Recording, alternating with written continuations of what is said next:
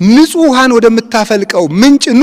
ክርስቶስ በነፃ ያጥራቸዋል። ማንንም አይጸየፍም። ክርስቶስ ዓለም ሁሉ ገብቶ ቢታጠብበት የማይደፈርስ ውሃ ነው። ለሁሉ የተፈቀደ ነው። ለመቅዳትም ወረፋ አያስጠብቅም። የማያልቅም ውሃ ነው። ማንም ሰው ጠጥቶት ይረካል። ማንም ታጥቦበት ይነጻል። ለሁሉም ቸርና ለጋስ ነው። ጥማችንንም የሚቆርጥ እሱ ክርስቶስ ነው።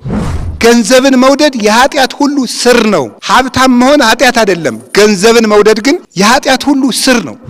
እግዚአብሔር ያሳያችሁ፣ ክርስቶስ ያመልክታችሁ። ዛሬ ማታ በልተነው አሰር ለሚሆን እንጀራ የሰው ልጅ ታንቆ ይገደላል፣ ተገሎ አደባባይ ላይ ይጣላል። የእግዚአብሔር ትዕግስቱ ባያልቅ ነው። እንደኛ ያለ አረመኔ ያለ፣ እንደኛ ያለ ክፉስ አለ።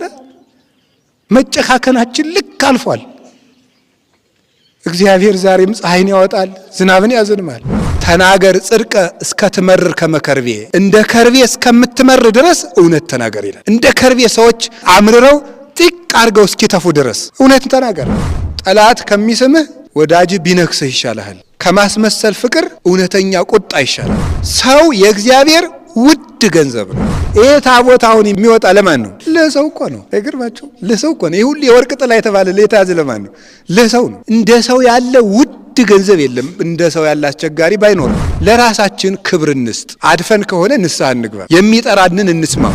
የተጠመቃችሁ ክርስቲያኖች ሁሉ ክርስቶስን ለብሳችኋል። ክርስትና ስንነሳ ራቁታችን የምንነሳው እንደው ብር ስለሌለን ነው። ለ40 ቀን ልጅ ልብስ መግዛት ማንም አይቸግረው። ለምንድን ነው እንደዛ የሚደረገው? ድንግል ማርያም ሆይ ስለ ንግስትነትሽ እመቤቴ ነሽ፣ ስለ ርኅራኄሽ ደግሞ እናቴ ነሽ ይላል ክርስቶስ። እንደው አይገርማችሁም? ግን የሰማይ አምላክ እናት እኛም እናታችን ብለን እንድንጠራት ሲፈቅድልን ራሱ እኔ ድንግል ማርያምን እናት ብዬ ሲፈቅድልን ብርሃኑን ለብሶ የሚኖር ጌታ እርቃኑን በቤተልሔም ተወለደ። የቁራ ጫጩቶችን ሳይዘነጋ የሚያበላቸው አምላክ እናቱ እንጀራና ውሃ እየለመነች ያሳደገችው፣ ውሃን በፍኙ የሚሰፍረው አምላክ ኃጢአተኞችን በቃሉ የሚያነጻቸው ቀዳሴ ማያት የሆነ ክርስቶስ በውሃ መካከል ተጠመቀ። እንደ ሰውም ኖረ።